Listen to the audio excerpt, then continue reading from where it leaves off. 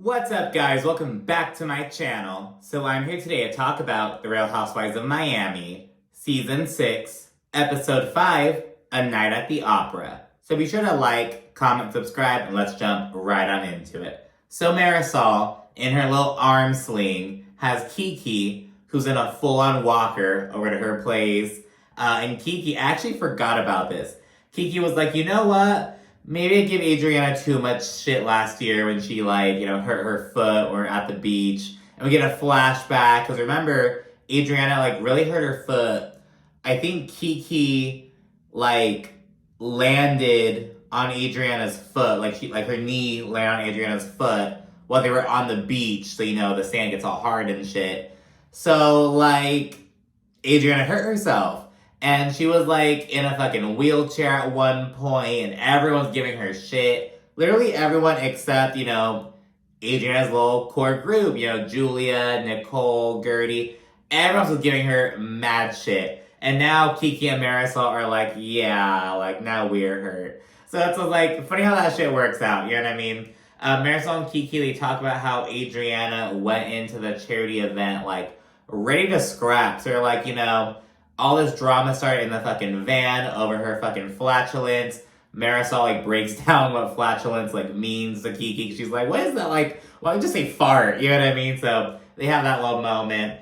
Kiki then mentions that Larsa has been kind of MIA. Kiki mentions that, everyone's checked up on me. Dr. Nicole was, the first one to check in on me, blah, blah, blah. And by the way, it looks like things are all good between Nicole and Alexia and Marisol, because both Alexia and Marisol in this episode are I like Nicole. When last episode, they couldn't stand the bitch, seemingly. So, it seems like they kind of worked through that. But anyways, Kiki mentions that Larsa has been kind of MIA. She hasn't, reached out very much to check on her. And she's before she got with Marcus, we were hella close. We were partners in crime. We were BFFs. And now, I'm kind of in my feelings. I feel like I'm ditched to the side. And I want my friend to make some time for me. So, she kind of just on that, and I really get that. Later on, Larsa kind of brushes it off. She's like, I'm with a man now. Get a man that we can fucking hang out. And it's okay, girl.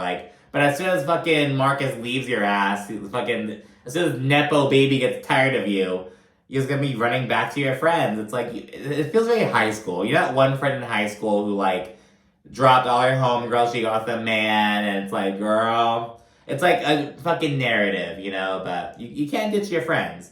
And on the same token, you have to be understanding as a friend that, they have a partner, but it's a balance, you know what I mean? Just, standard high school bullshit, to be honest. We then see Alexia and Todd. They link up with Nicole and Anthony for a little cooking class, double date situation.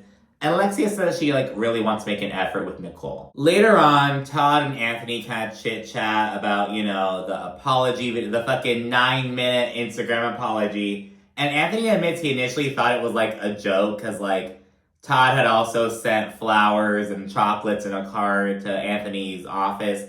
It was in relation to something from last season where Anthony was well, fuck, to apologize, so should I send him flowers in a card? It's kind of talking shit, so you gotta play it off on that. They have some chit-chat, and they basically agree, no hard feelings, blah, blah, blah. And I kind of like this vibe, seeing them, both the couples, move on and kind of on their vibe, making pizza and shit, just joking about everything. Then, Alexia says that, although she's gonna go to the fuck cancer party, she feels kind of weird that it's gonna be at Adriana's house. However, she also admits that despite her earlier comment about how Todd didn't go to the New Horizons party, specifically because of Adriana, she's well, it was more just the overall vibe of the group. And Todd goes on to be oh yeah, it was just there's some dynamics and blah blah. Just kind of walking back the previous statement, okay, so it's not about Adriana, it's about more than Adriana, or about how I don't know what the fuck it is. It's okay, well, then why'd you show up to the other thing? I don't know. But anyways, we then see Larsa and Marcus. They're on their podcast grind. They have some lady from iHeartRadio right there with them and shit. And as they're chit-chatting, Larsa's I feel kind of nervous because I've never gone into business with a boyfriend. And so, girl, you haven't had a boyfriend since you're, in your early 20s. You're married to Scottie Pippen for, ever. Then you're single. You know what I mean? That's why I haven't gone into business with your boyfriend. Has she even gone into business with, Scottie? Formally, a new venture? I'm not talking, the Pippen Foundation, like a new independent venture? I don't think so. I could be wrong. I don't know much about Larsa and Scotty, but whatever. Larsa then admits that the only fights that she and Marcus have ever gotten are related to her kind of being too touchy with other guys, and I'm kind of like, oh, that's not a good sign. Like, you know what I mean? It's like, oh, he feels because what is too touchy? Like, is it that she puts her arm around like a guy in a picture, or like she's like, like it's a very, I don't know, very controlling kind of vibe. Like, hey, teach their own. It's their own kind of vibe, whatever. And to be honest, Larsa and Marcus are like so fucking awkward on the mic. At one point, Larsa's commenting on how Marcus's voice is kind of like raspy, as he's kind of like whispering, kind of ASMR-ish. And she's like, we'll try not to make out on camera. And Marcus, no promises though. It's just very awkward. It's just like, we'll try not to make out on camera. Girl, it just doesn't feel like, you know what I mean? It's just like, it feels so, it doesn't feel natural. But anyways, as they discuss their relationship, they admit that both their families were kind of uncertain at first, but Larsa went over to Marcus's mother's house, and Marcus went to Larsa's parents' house for Thanksgiving, and that kind of helped out. Though Larsa refuses to acknowledge what Michael Jordan thinks about the relationship. She's like, I don't want to talk about him. I just don't have to talk about him. So it sounds like Larsa went over to Marcus's mother, but not really his father. And I feel like a lot of people, me myself included, would kind of think it'd be the other way around. I think that Marcus's mother would be kind of like, oh, hell no, you know what I mean? But maybe she's kind of like, okay, he's kind of doing what he wants to do. He's a grown-ass man. But his dad is kind of like, oh no. He's kind of maybe doesn't like Larsa or kind of how she's moving. I don't know, because, she's going from an OG to a fucking Nepo baby, basically. I don't know. It's so funny, because later on at one point, Kiki's kind of chatting about, why she fell, at the game. And she's like, I was wearing the wrong shoes. And Marcus is like, oh, you should have been wearing some Jordans. And it's like, oh, look at him selling his daddy's shoes.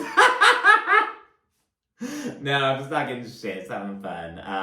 So yeah, then we see Julia. She takes Adriana to her first ever ketamine treatment. And Adriana says she hopes that it'll, knock the sadness out of her. I've heard a little bit about ketamine treatments. I know it's also a big recreational drug, especially out in a lot of people up in Berlin and I'll see people on fucking Twitter up in Berlin. I see them fucking talking about that shit. Adriana's talking about oh, it's a hallucinogen. It can be used to kind of help you out. I know it as the fucking horse tranquilizer. You know what I mean? So I think because of that, I'm like, oh, but it's like a microdosing kind of thing. You know what I mean?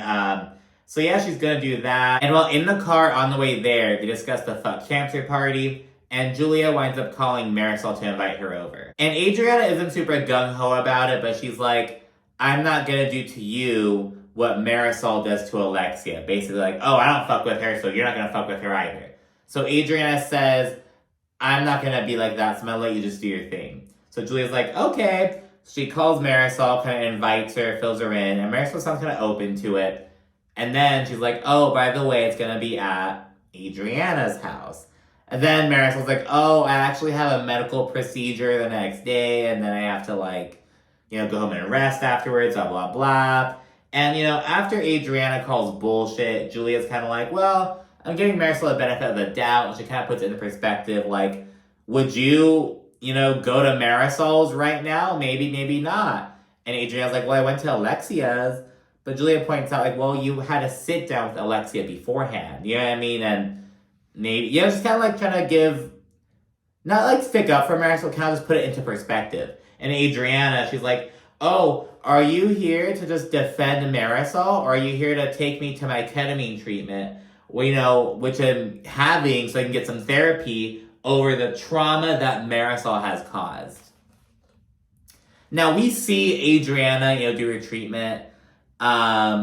She never once brings up Alexia or Marisol, but she's like, oh, the trauma that Marisol's caused. Girl, you have a lot of other trauma on top of the fucking Marisol bullshit. On what level does Marisol bullying you, when is that on the same fucking level as, you being an empty nester, you getting through a divorce, you losing some of your family members. Like, how are you gonna fucking, like, you have other shits to deal with. And, you know, it's just like, girl, like, really? Then Adriana has her session, and again, she says that losing her dad and brother, getting divorced, becoming an empty nester, and facing Alexia and Marisol's bullying has all just been too much. And I'm like, okay, bitch, one of these things is not like the others. You know what I mean? Like, on what level is Alexia and Marisol bullying you the same as, like, you facing these serious life shits? Like, Adriana, get real. You know what I mean? Like, girl. It's like, girl, whatever. Then she completes her emotional, like, fucking session. And she gets, like, at first, I was kind of like, okay, it seemed kind of like placebo, where she's like, oh, it feels so good to let go of your ego, and all this bullshit, but then it got, like, shit kind of got real. She kind of thought she was seeing, like, her brother and her dad, and she started crying, like, wailing, crying type shit, and it was this big old thing. She said some shit like, oh, I should have gone first. Like, it's this whole thing. She has a very emotional session. And that's that. You know, she has to do a couple more sessions to where, like, she's going to see some results. They recommend, like, between 4 to 6 sessions. She's going to keep doing it, I guess. Julia's like, in the confessional, production asked Julia, oh, like, does this make you want to try ketamine? She's like, oh, hell no. No, not at all. But anyways, we then see Lisa, Kiki, and Larsa. They link up on a yacht for this little Formula 1 event.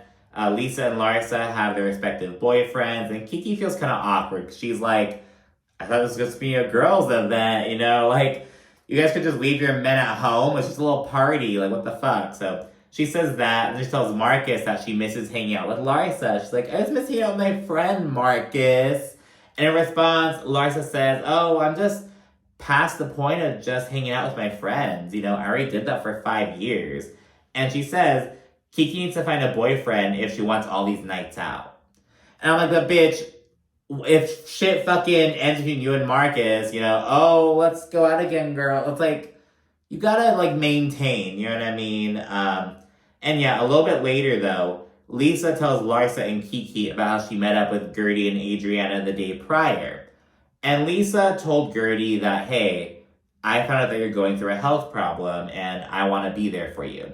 But Lisa doesn't say who reveals it to her, and that's why I think Lisa fucked up. It's like, girl, really? But Guerdy doesn't even need Lisa to tell her, because she already knows it was Larsa. She just already knows. She tells Lisa, you know, I was testing someone and they failed. And, you know, Lisa tells this to Larsa. And Larsa's like, I don't have time for tests, and Guerdy needs to grow up. Really, bitch, Guerdy needs to grow up. You're the bitch who can't fucking keep your word. And it's not even like, oh, you can't keep a secret. You can't keep your fucking word. You gave your word that you keep it confidential. You know what I mean? Like, girl. So that happens, and Larsa actually has the balls to question if Guerdy really has cancer. She's like, what is she testing? Is she testing cancer? Does she even really have cancer?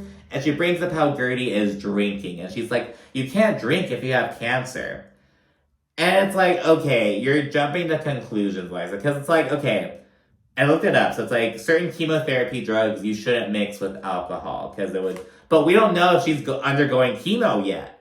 Girl, she has cancer, but we don't know what stage in the fucking, you know what I mean? So it's like, why can't she drink? You know what I mean? It's like, girl, she already has cancer. Let her fucking have a drink. You know what I mean? If it's not gonna, like, fucking fuck up her medications and whatnot. Later on, Guerdy says, like, no, it's no problem. So it's just so stupid. Like, Larsa wasn't, she fucking was flippantly telling other people about these, like, this news. And now she's acting all concerned. Well, does she even really have cancer? Because she shouldn't be drinking then. Girl, stop acting like you give a fuck. You know what I mean? So that's really disappointing, just seeing Larsa do that. Like, the bar is already low with Larsa. It's like, girl, really? Just the gall. You know what I mean? While getting ready for the fuck cancer party, Guerdy, she shares that she, you know, made the news public on Instagram about her cancer. She, like, you know, revealed it to the wider public. And she rips into how sloppily Larsa handled the news. She's like, you know, what if it had gotten leaked? What if my kids hadn't known yet? What if my family hadn't known yet? Like, Larsa did not handle this with care, and Guerdy's pissed. At Adriana's house, the ladies begin rolling in. There's some chit-chat and whatnot, and Alexia tells Guerdy To be honest with you, I already knew the news before you revealed it. You know what I mean? So she lets you know what's up. And Guerdy points out just how badly Larsa fucked up. And she mentions that she explicitly asked Larsa to keep it confidential. And then Alexei understands Guerdy's anger, of course. And she's like, she kind of tries to mediate a little bit. She's like, I just want you to know that Larsa was saying it from a place of concern, which it did not feel that way. It felt like Larsa was coming from a place of gossip, not concern. And you can really tell. It really just comes from the delivery and she said it and actually it was 3 separate times.